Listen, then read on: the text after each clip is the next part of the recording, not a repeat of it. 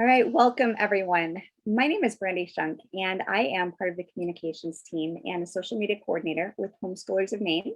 And I am joined today by Darren Jones, and he is the Director of Group Services at the Homeschool Legal Defense Association. A couple of acronyms to get you started. They might get thrown away around today during our interview. Is HOME is Homeschoolers of Maine, and HSLDA is the Homeschool Legal Defense Association. So today we're going to explore with Darren how homeschool groups, both the local and state organizations, can work together in serving homeschoolers. We will also explore how these partnerships can strengthen the groups themselves, while also serving to protect future homeschool freedoms here in Maine and in other states, if you're watching this from another state. So Darren, welcome. Thank you very much for having me here, Brandy. Oh, you're welcome. It's our pleasure always. So to begin, Darren, would you tell us a little bit more about your role at HSLDA? What exactly is it that you do there? I am one of the lawyers here. We have a number of lawyers on staff who have different functions, some who assist members in various states. I do that, for example, for members in Texas.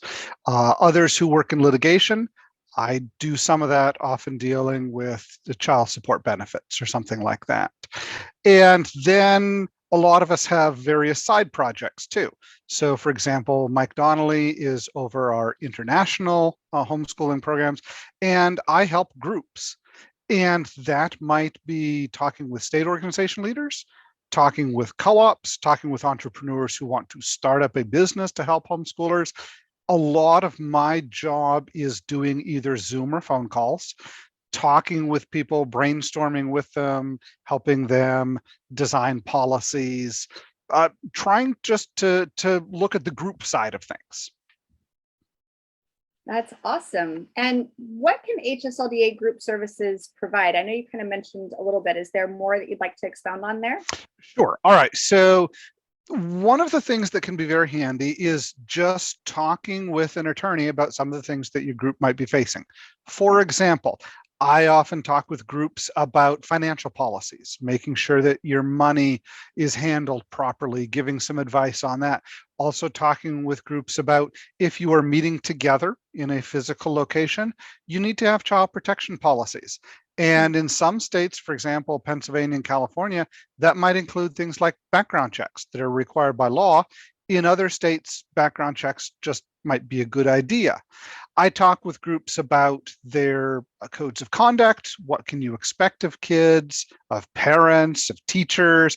A lot of groups have some sort of statement of purpose or statement of faith that people have to agree to.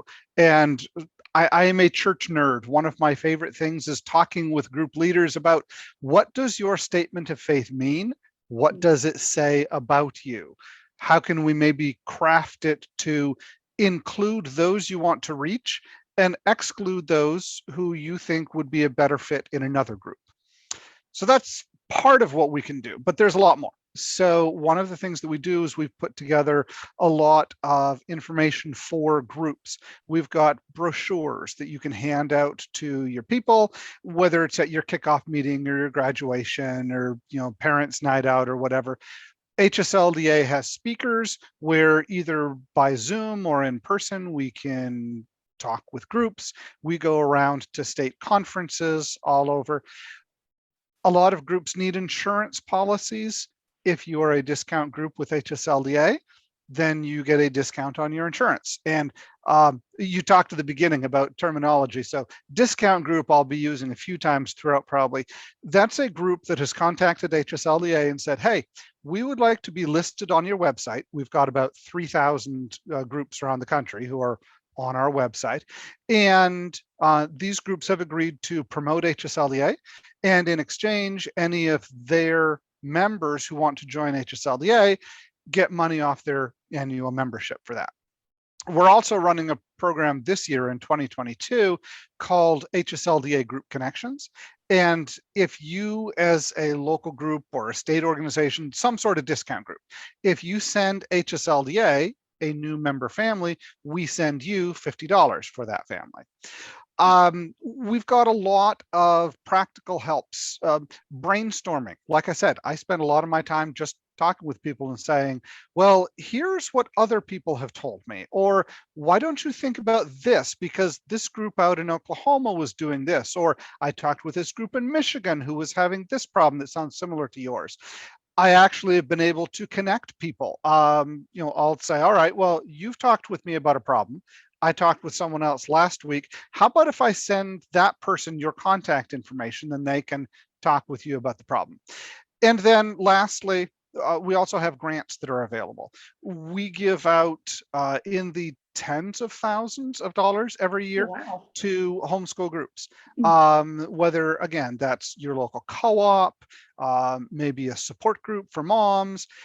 We've given grants for things like setting up a lending library, doing a better field trip, doing a great senior prom, hiring somebody to answer the phones. Mhm. All of those things are things we've given groups grants for. So that's some of the stuff that we do. Wow, Darren, I had no idea. Just as a normal, ordinary homeschool mom, you don't really consider everything that goes into a group. And it sounds like that's a really valuable resource to not only guide people through the process, but to help them be aware that there even is a process, that there are Yes. these legal requirements and things that we just may not even know to ask the questions. So that sounds like a really great resource. And that's awesome that you guys are able to offer that. I Um, often tell people that I can help you in asking questions, yeah. figuring out questions to ask. Sometimes I know the answers, but a lot of it is just like you said, finding out what it is that you need to think about and move forward that way. Absolutely. And asking great questions is a great way to get great answers. So I think that's a good key starting point. Fantastic. Well, what are some examples of what are some of the kind of groups that you might be talking with? All right. Well, I'll start maybe with big and then move down to small. Okay. So I often talk with state homeschool organizations like Home, whether that's talking with them about setting up policy for their conference or brainstorming with them about how to reach out to local groups or giving them advice about this problem that has come up. But often when I'm talking with a state organization, they're kind of a liaison between here's a problem at a local group or individual homeschool family, and then we can reach out from HSLDA and help that. So that's Right. one kind of group. Then there's your more regional organization. Now, some states have these more than others. For example, South Carolina, Texas has a number of regional organizations. Missouri and Kansas often divide up into several regions, and so I'll talk with them. And often that's again talking networking. How do you reach out? How do you make new connections with homeschoolers and homeschool groups? And what are the problems that you have to do as far as fundraising? And what are the laws in your state for registration that you have to do for fundraising? Things like that. And then there's the smaller ones, maybe, for example, sports leagues. I Mm. talk with Homeschool Sports League. I just talked with one in Virginia yesterday, and they had a question about policies of what they could and couldn't ask people who were joining. I talk with local co-ops. Some of these are just 5 families who are getting together.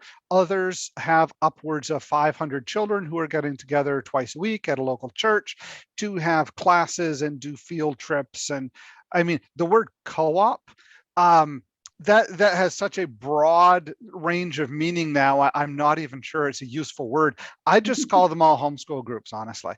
Got it. But then there's the kind of support group, and maybe that's like a parent get together once a month to pray for each other, or some support groups do types of things that the parents would like to do but can't. So for example, setting up field trips where you can get together in a group and get a group discount.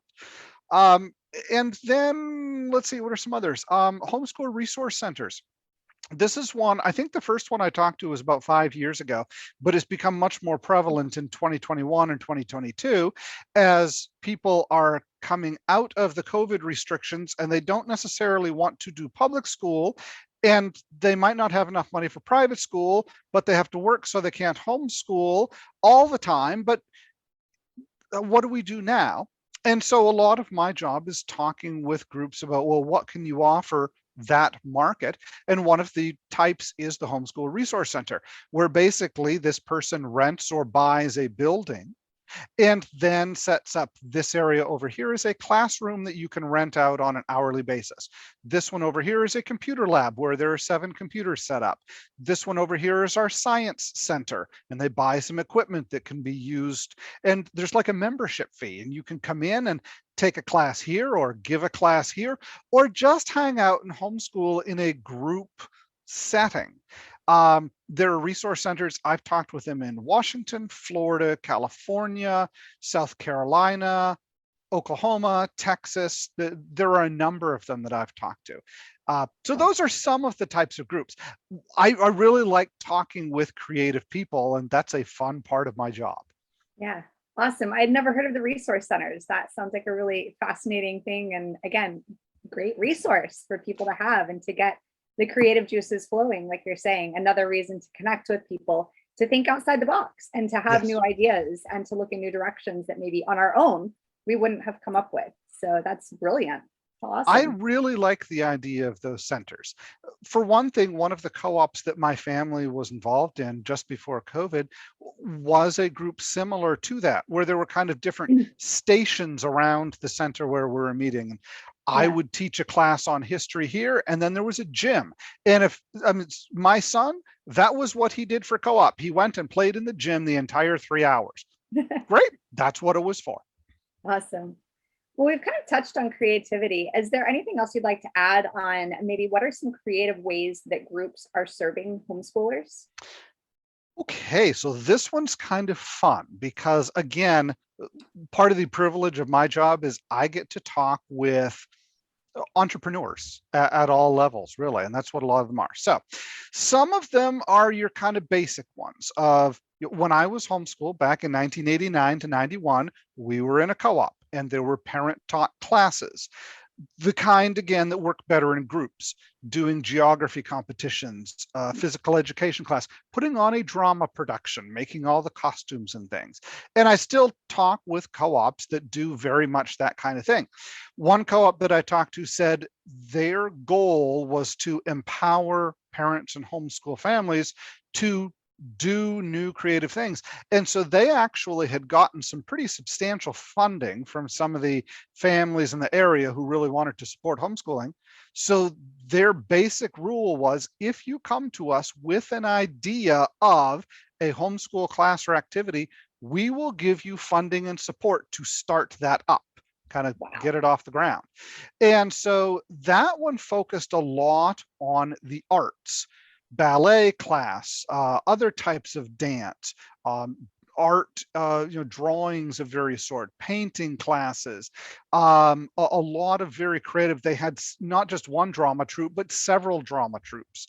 So that's what that one was really focused on. I've talked with a couple groups that are working in partnership with businesses in their community, a ballet studio or a karate dojo that has those types of classes, and then also a homeschool component of it, where parents can drop off their kids for karate for an hour class and then come back and homeschool their kid there for another couple hours. And there's a room set up, and there's someone there whose specialty is maybe math or maybe history, who can do a side class between karate and the homeschooling or something like that.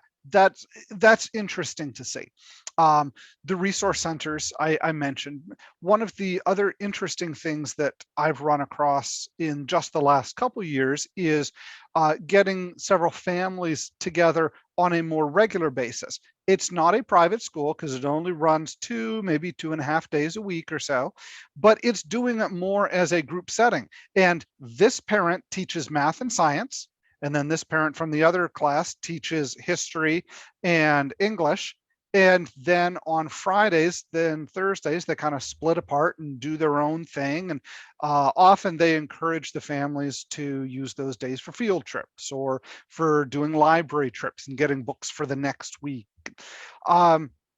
So those are some of the things that I've been seeing. A lot of it has been more doing homeschooling as groups in the last few years.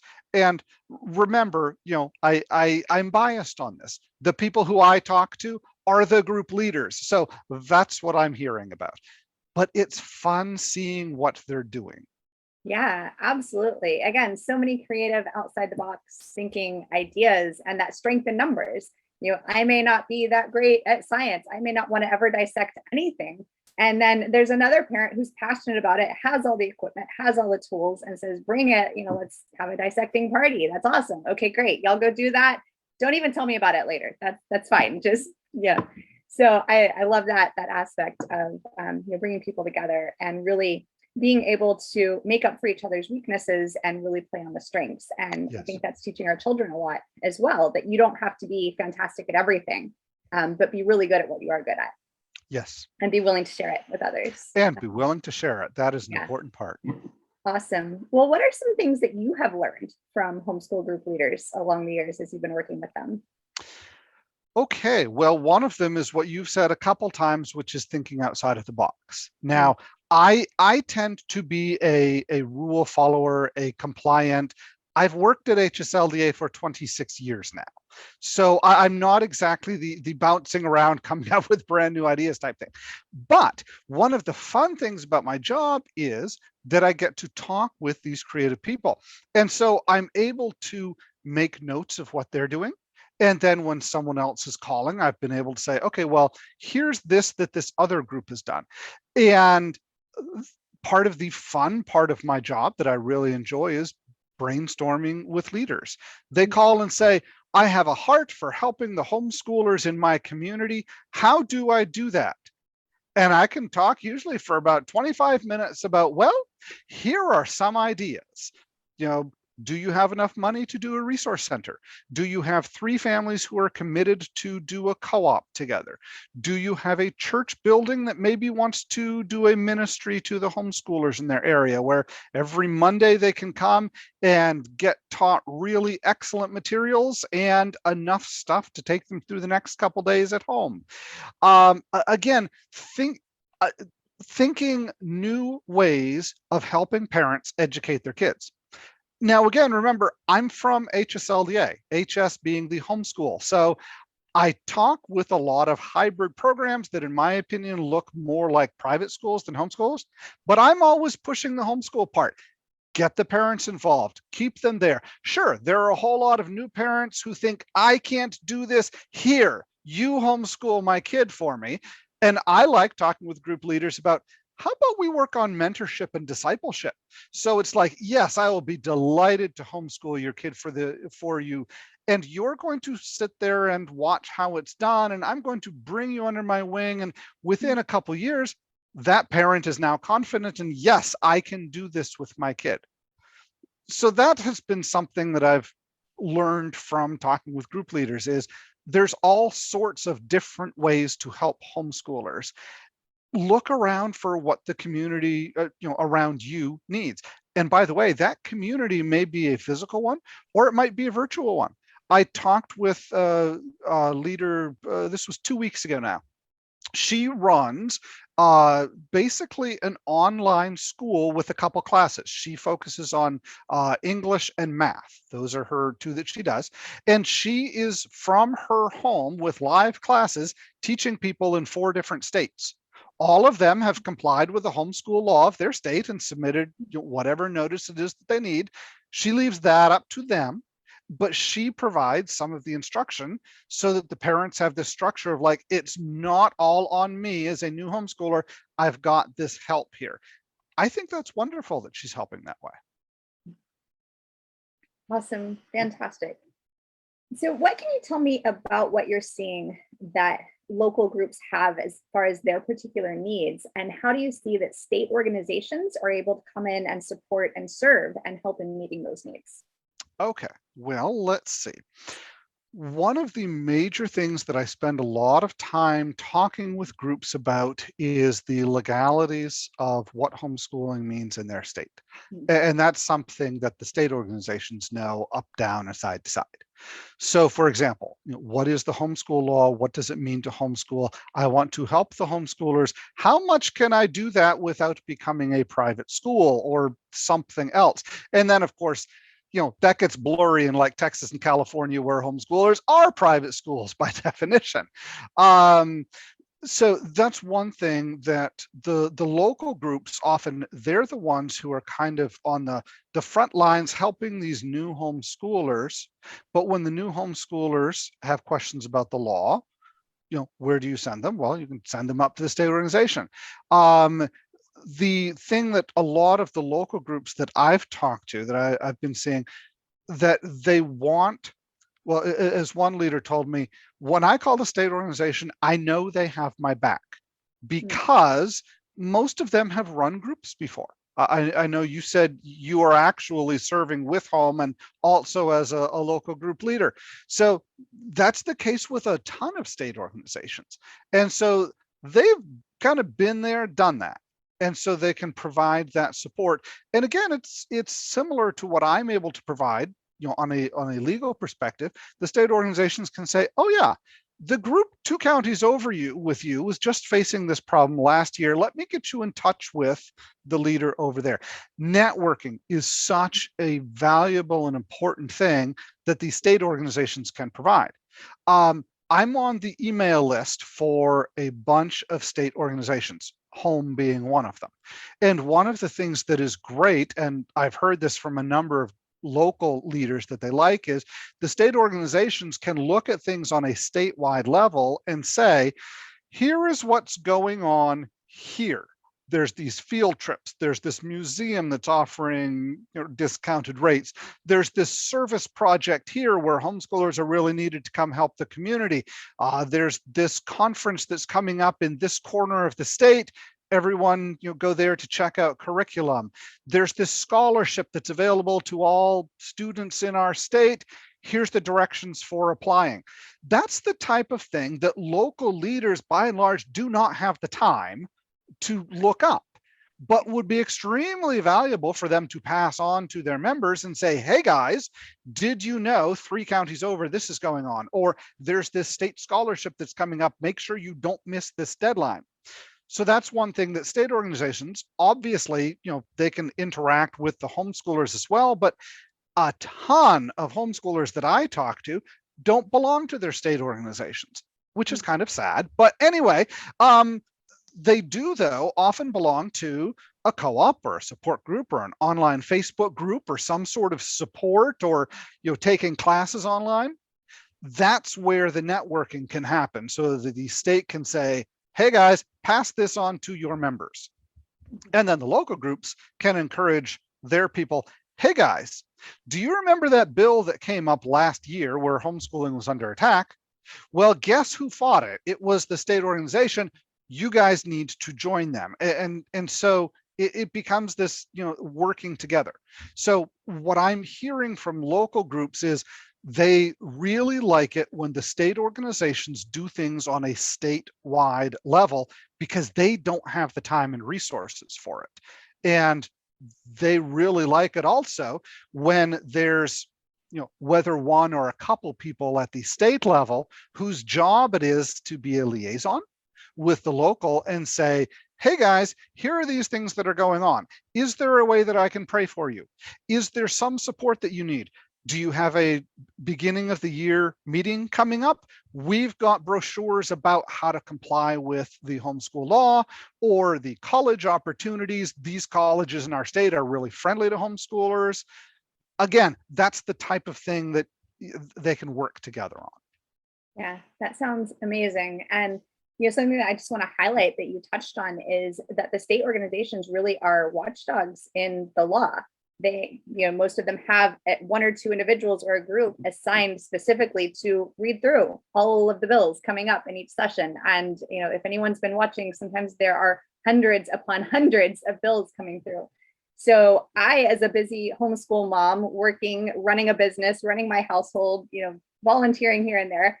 I don't have the bandwidth for that at all. I'm like, I don't even know they're meeting, right?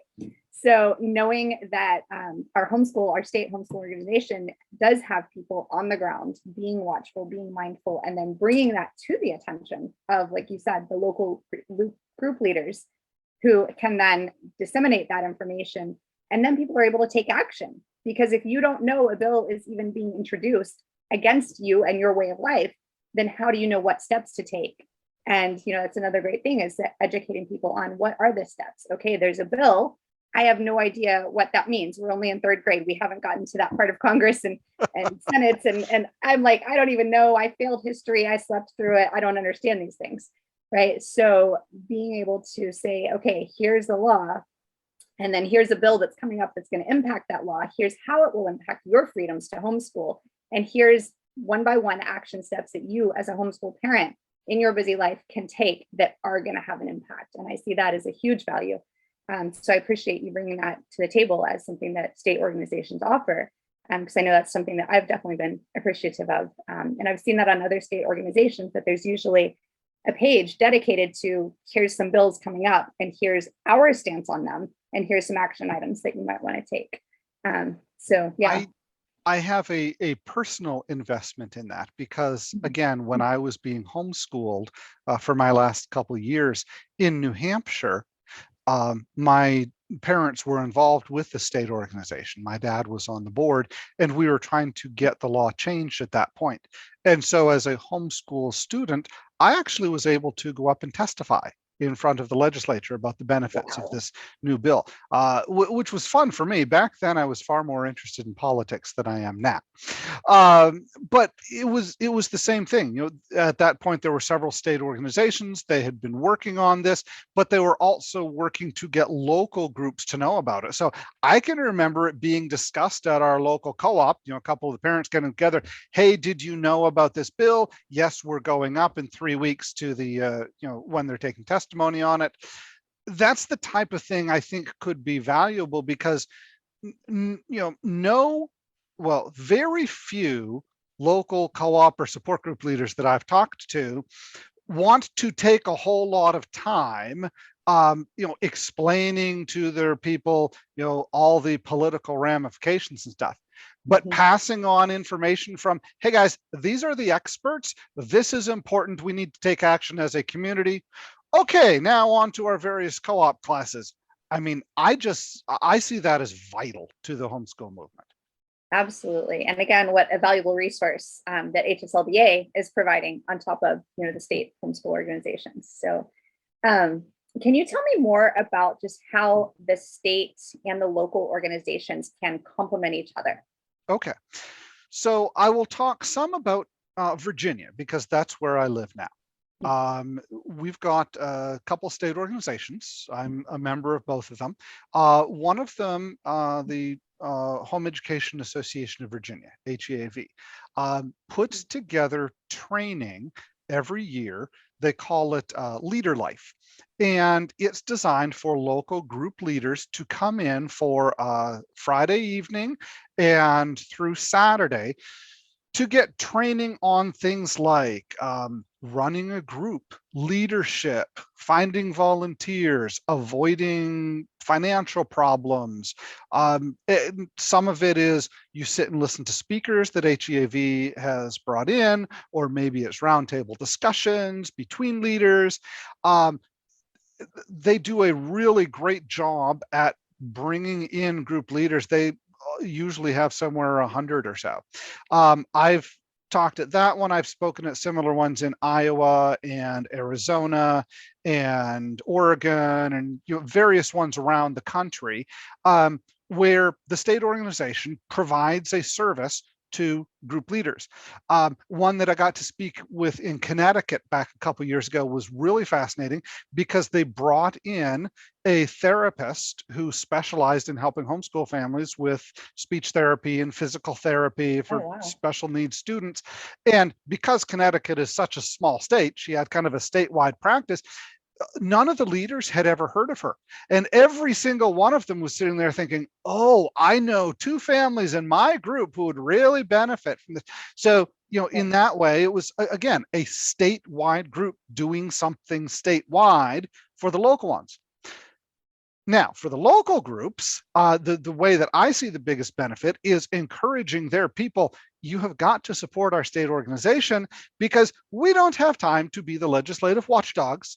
And sure, HSLDA tracks all the bills and talks with the state organizations and lets people know, but we do not have the boots on the ground. That's the state organizations. And so I think one of the really important things for the local groups is encouraging their local people. You've got to contact and connect with the state organizations so that they have the resources to hire a lobbyist, get people there to talk about it, hire someone to send out the emails analyzing what all this stuff is done. It takes money, it takes time, and maybe it sounds a little mercenary, but that's the way things work. You've got to have somebody who's paid to actually do the work because volunteers only go so far. So that's one of the ways.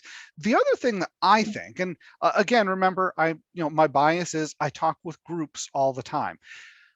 I think the homeschool community is strongest when homeschool families are in homeschool groups. And I think that's whether it's at a local level, state level, both is optimal. I mean, I always encourage people you should join HSLDA too. So I guess that's a national level.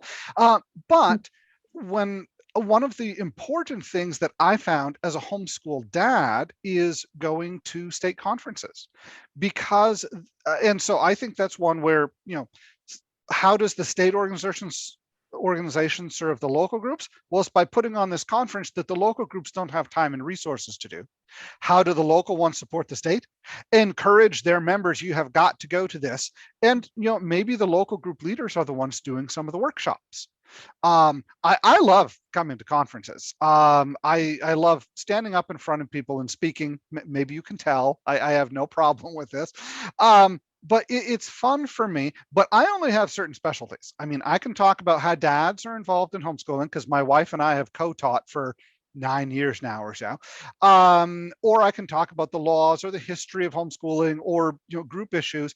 But when it comes to how do you choose a math curriculum for a special needs student, I have no clue. But there will be someone at that conference who's got a workshop on that. And so that's one thing, is encouraging people, go to a conference, whether it's one put on by your state organization, whether there are some regional conferences that people can go to. Encourage people, think of yourselves as part of a bigger community. You are not just homeschooling on your own. Although, yes, you have the freedom to homeschool on your own, and yay for that. But we are part of a community. And so, part of being community is doing community stuff together. And it's really beneficial to go to these conferences. I'll put in a plug for Virginia. If people are watching from that area, the Virginia conference, I've been to it a number of years as a presenter, as a homeschool dad going to find curriculum. We've participated in their graduation ceremony for 2 of my kids who've graduated so far. But last year, we did a great fun thing as a family. My family and I rented one of the tables in the exhibit hall, and we brought our family's favorite board games. And it was just, hey guys, as you go around and look at curriculum, you need an hour to just chill out and relax while you're here, come play a board game. So we taught people how to play Settlers of Catan and Celestia and Terraforming Mars and Marrying Mr. Darcy, which is a really cool card game based on Pride and Prejudice. And it was fun.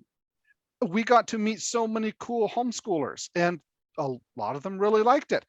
If you just sit at home homeschooling on your own, you don't get the fun of playing board games with other homeschoolers. So I guess there's my plug.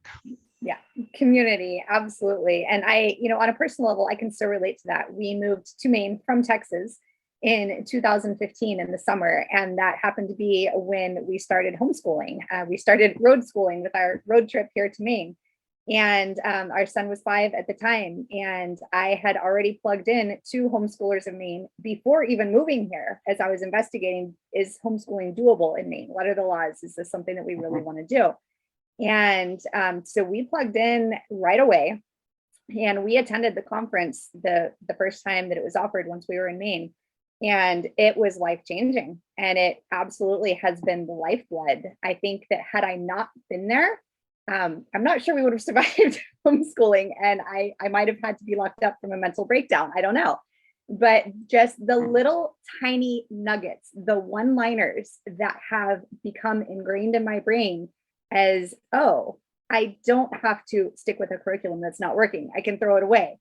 Oh, if my kid and I are both crying about school, probably time to change gears, right? And that's okay.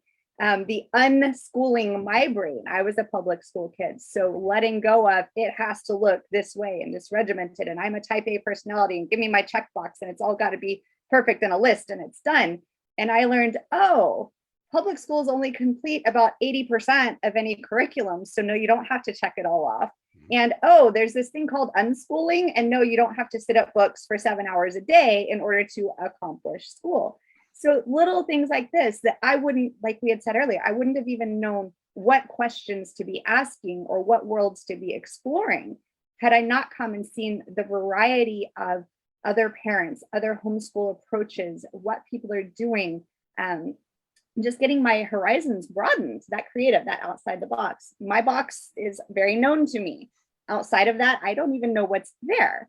So coming to convention, meeting other parents, exploring the booths, and getting to hold physical curriculum in our hands and have my son say, "Oh, I would never do that, Mom. Don't waste your money because I won't do it." He's very strong in letting me know. And those are valuable resources. And then, continuingly, we have regional reps here in Maine that serve, like you said, the smaller areas.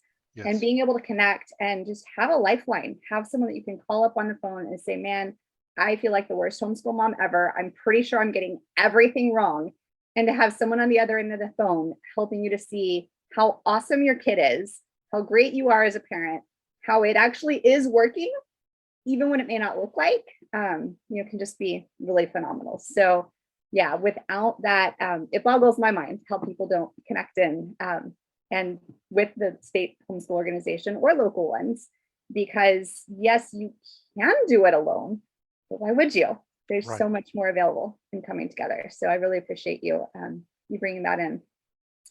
So, another question for you. We've kind of talked around this, but how would you say that both the state and local organizations benefit when the group leaders connect to reach out to their state organizations, such as Home? Okay. Well, I'll start with the benefit to these state organizations. I've talked with a number of state leaders who described to me how encouraging it is to talk with local group leaders and just find out what homeschooling is looking like on the ground. Again, especially in some of the larger states, the state organizations have to keep track of things on a state level. They are often a lot of them are really focused on legislation, what's going on politically. And so it's good for them to be able to hear from local leaders, hey, here's the kinds of homeschooling questions that we're getting nowadays. And of course, some of those will be percolating up to the state. But I've heard from a lot of state leaders, they like hearing from the local group leaders about, here are the issues, here are the questions, here's the things that we need. Can you help with this? So it's for the benefit of the state organization, it's that they get to hear what's going on the ground. How it benefits, I think, the local ones is, well, first of all, let's say community. I will use an example from my church. Remember, I said I'm a church nerd. I belong to a hierarchical church. We just had an election for the bishop of our diocese recently, and it was described that the bishop is basically the pastor to the pastors. Well, in some way, the homeschool state organization is the leader for the group leaders, or at least can fulfill that function. And I talked with a bunch of group leaders who, that's why they call the state organization. It's because I am having a problem with my group. I need to talk to somebody who's got my back, who's got some experience, who can give me some good advice. I need that. And you can contact other group leaders, but some of them are still right in the midst of the same things. That can be a real benefit of I contact the state and yeah, there's someone there who has gone through this problem with me, or maybe knows a lawyer who they can recommend to me, or a resource that I could look up, or maybe we've been using software that is just plain not working for our group. Well, the state organizations can say, okay, well, I've talked with several groups about this, and it appears that now this one's becoming more popular. That's the type of thing that can be really valuable in the whole networking thing. And it often, at least from my experience, it can work to do kind of a horizontal network where the groups network among each other, but it often takes someone to start the network. And that's something the state organizations can be so good at because they know some of the people and then can spread out and grow those networks so that you're now talking with people. And whether it's like HEAV doing the leader life, or Homeschool New York every year has a big fall session for their chapter leaders around the state, or Indiana or California have special tracks at their conference for the local group leaders to come and talk about group leader stuff rather than the how do I choose math curriculum for my kid or something like that. Though the state organization gets a huge benefit from talking with and communicating with the local ones because they find out more what's on the ground, and the local groups get the benefit of we've got a broader network and a broader community, and I don't have to focus on just what's going on in my neck of the woods. Getting more of that bird's eye view. And I love that visual of there might be someone in the county just one or two counties over, that if the two of you connected, this whole thing could flourish. And maybe you're even looking for someone like that, but you just don't know they're there. And then maybe the state organization does. I think that's brilliant. Absolutely. The strength in numbers again, right? Yes. Community and creativity seem to be Absolutely. some running themes here. Well, how do you see that these relationships between the state and the local organizations, how are these serving to strengthen and protect homeschool freedoms? All right. So HSLDA, of course, is big on protecting homeschool freedom. So this is why I'm passionate about this. When I was being homeschooled my first year, New Hampshire was still an approval state. We had to ask permission from the school board to homeschool. And in fact, mom and dad got denied the first time they asked. They had to come back with a much more expansive plan and humbly resubmit it for permission.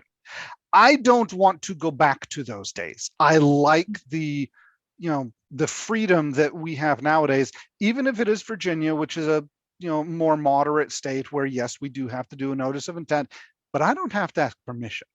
I just tell them I'm going to homeschool.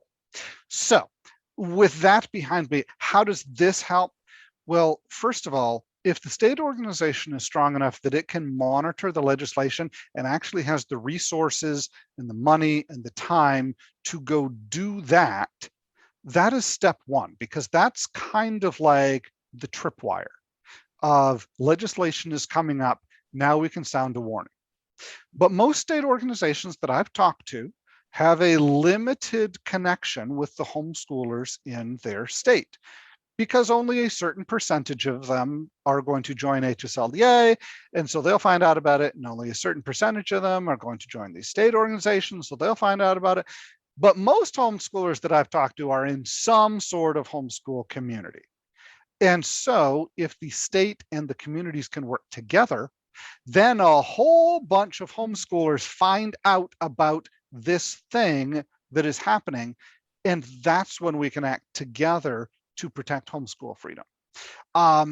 If you have people just acting on their own, especially with the internet nowadays, yes, some people will find out about it and be able to take action. But if you have a network that is already strong and already works, you don't have to build it on January 27th when this horrible bill gets introduced. Got it. Yeah, brilliant. Another thing that I see that just kind of came up as you were speaking, as far as like the state organizations not necessarily having those local connections, is that local people know their local representatives. So maybe you're best friends with, the House of Representatives person, or maybe, they live down your block, or you go to church with them, or, you see them while you're out fishing. So I think that educating homeschoolers individually as far as these bills and as far as the need to protect the rights, and just showing them that there are these different avenues, and that reaching out and forming those relationships with the local lawmakers and legislators can make a huge difference. So by using the state organization to equip the regional and local organizations to equip the people, then the people can go and have those intelligent conversations with the people who are building the laws, because the lawmakers might think that they're doing something as a gift to the homeschoolers, and the homeschoolers say, wait, no, we actually didn't want that. And that goes against everything that we need. We see a lot of this with the school choice and funding and things like that. It looks like, oh yes, let's give homeschoolers free money. Well, we all know with government money comes government control. So let's get that message out. Let's educate the legislators that yes, you think you're doing us a gift, you're giving us free money, thank you. But here's all the reasons why that's actually not wanted, and we're going to fight against that. So please don't try to pass that bill. And that's one thing where, yes, educating the legislators is so important. Also educating the homeschool community. And that's one thing, again, where state organizations can provide materials to local groups, because the local groups don't have time to answer all these questions. But the state organizations, this is to some extent their lifeblood. And so, with issues like that maybe on the surface don't look so bad or look good, or other issues that come up that are specific to your state on why this is good or why this is bad, that's the type of thing that a state organization can do, a good snappy postcard or trifold or graphic to put on the group's website, and then send it out and say, hey guys, please distribute this to your people, and then you don't have to answer questions about it, just send them on to us. Yeah, absolutely. I love that partnership that you're pointing to there. Well, as we wrap up, Darren, are there any other closing thoughts or anything else that you'd like to add in? Well, I guess three things. One, for just the standard homeschool family, when I came here to work at HSLDA in the mid-90s, my boss said a number of times, there's no such thing as a Lone Ranger homeschooler. We should all be doing this in some sort of community. And I took that on as my own challenge. That's one of the things that I love doing of working with groups, is strengthen groups so they can help homeschool families. To the local organizations, I talk with so many of them, and I encourage them, reach out to your state organizations, tell them what you need, and they can be a real support for you, especially in the legislative and kind of statewide picture. And then for the state organizations, reach out to your local groups and don't see them as competition, because they aren't. You guys were working together in partnership to protect homeschool freedom. Absolutely. Strength and unity. Yes. Definitely. All right.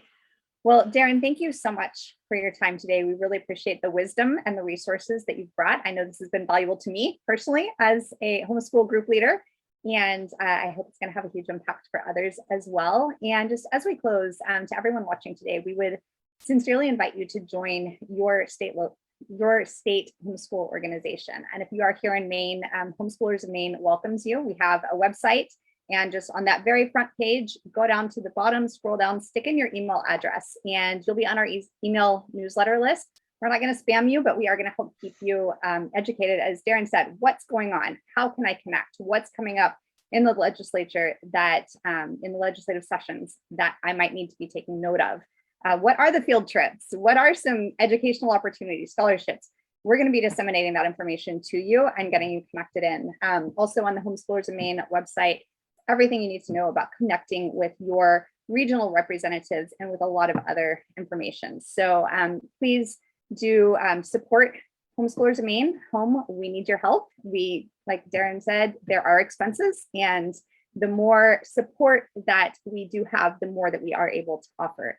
And also join HSLDA, as I say that personally as a homeschool mom. At our first convention, when we saw the homeschool Legal Defense Association booth, we signed right up because we saw that the peace of mind that comes from that, from knowing if someone ever comes knocking on our door, truancy officers or anybody else with odd questions, to know that, hey, I've got people in my back. I don't have to go try to find an attorney or try to find answers or try to field this on my own because I would be completely incompetent. So knowing that I've got in my back pocket a person that's going to fight for me, knowing that there's a website full of resources. And if you haven't been to it yet, the HSLDA website is amazing. So many teaching tools, so many free resources, as well as classes and things for your kids to take. So love that. And as a supporter of Homeschoolers of Maine, we actually have a discount code with HSLDA. And all of that's right on our website, Homeschoolers of Maine. If you need help with anything, just reach out to your regional rep, or there's just a contact button right there on the website. So Darren, thank you so much again for your time. And we just appreciate everyone for tuning in today. And we know that you're here because you do have a heart for homeschooling. You have a heart for leadership. You have been touched and served with a purpose. And we hope this equips you to go out and serve others well. God bless.